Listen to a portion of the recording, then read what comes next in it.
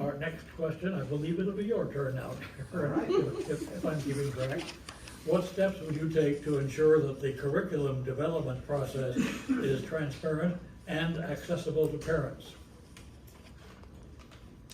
I believe there is a curriculum forum and committee that is open to the community. It's entirely possible that I am mistaken or I read it wrong, but it is a good challenge to any community member to join in on those things. I would also encourage any superintendent or advisor to publish any presentations given on curriculum, what changes in the curriculum are coming. I know that in the elementary school, from one year to the next, it almost feels like well, we got a new curriculum and now we're teaching. Actually, in 5th grade, it was corn. They talked about corn for a month, and my son still hates eating corn today. And he got caught up in that craze with the corn and the kids singing. But either way, when the curriculum changes, it can feel like you're at the tail end of the whip and you're just getting thrown around and you don't know what's happening. And I understand that, but I know that there is a process to fill in on that, and it would be my goal to publish any opportunities like this, to let people know, hey, we're talking about curriculum. Anyone interested, please have a read through, send me any questions you have. And if I can't answer it, I can help you find the person I can. Thank you. Jim Nye, what steps would you take to ensure that the curriculum development process is transparent and accessible to parents? Transparent and accessible to parents. So first of all, on the website, you can find the actual process. It's very easy. If you Google ISD curriculum process, you can find it. So the process itself is transparent and visible to the parents. I think the place where the board can make a difference is that in the curriculum committee, where we get input from the community. Now I'm talking about DEI a little bit. Diversity of perspective is very important, so that you bring along the entire community with you. And I will make sure that we have that diversity of perspective, so that what we are going to present to the students or as a recommendation incorporates that. Now I'll make it clear. The superintendent has the final say, I believe, by law, on the curriculum. So the board does not have a lot that they can do about it. If there are complaints, there is a complaint process.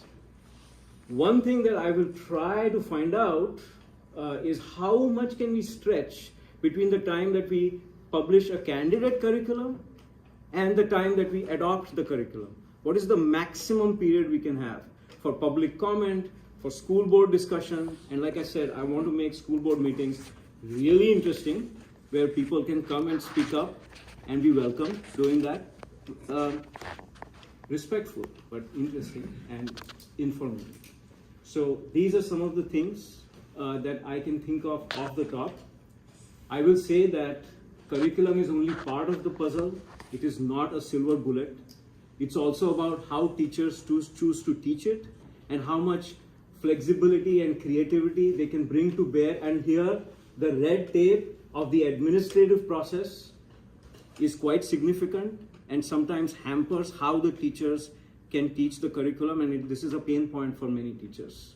I've heard this myself. A chemistry teacher was telling me, I can no longer run labs because there was a little bit of a small accident, nobody got hurt, but the administrator said, this is not how you should teach chemistry. You should have all the kids sit in a room and read from a textbook or listen to you while they're teaching. And he said, you know what, I've been a chemistry teacher for 15 years, and the best way to learn is by doing in chemistry.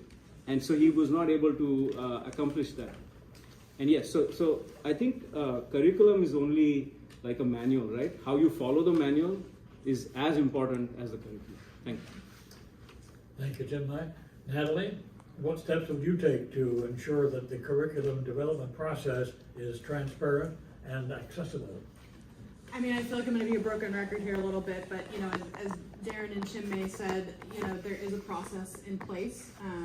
Being a candidate, I'm learning about that. I didn't know that there was a process where parents could come in and you know, do the review process. And so now that I do know, I definitely want to engage in that. I also, you know, agree with Chinmay on the teacher feedback. I think that's so important. I have many teachers across many schools in the district that I've talked to that, you know, also have their struggles with new curriculum that comes in, and they're not feeling prepared enough, you know, to do it, right? So they need that training. They need to be able to feel confident in what they're going to teach. And that also goes not just with curriculum, but new systems. The school district brought in a new grading system this year, and it added 20 hours of extra labor to the teachers because it was not very intuitive. It was click a lot of buttons to try to get grades in. And you're at the end of the school year and they're trying to enjoy the end of the school year and get grades in, and they're struggling. And so that's something that I think needs to improve, is teachers need to be able to also have the feedback. But, you know, with the accessibility, I think it's the situation I was in, I didn't know it existed, right? So we need to be more communicative that there is the ability for parents to come in and review the curriculum, and that there is a process, so that they know that they have that opportunity to do that with anything new that's coming in. So, you know, if I'm a board member, I would definitely make sure that I'm vocal with that, so that that transparency is there. Thank you. Lavinia, what steps would you take to ensure that the curriculum development process is transparent? So, I have had the opportunity to actually sit in on a curriculum meeting, so there is definitely transparency, well, I'd say transparency, but there is opportunities to find out about the curriculum and what's being taught in the schools. But I think, again, transparency, understanding, helping parents understand, helping people understand where to find the information. As I mentioned before, having the website user-friendly, because if you go on the website, it is there. It is there. There's opportunities to be engaged in the planning of the curriculum as well. So I just making parents aware of where to find the information, I think is so important, because that's already in place. Thank you, Barbara, for that. Moving on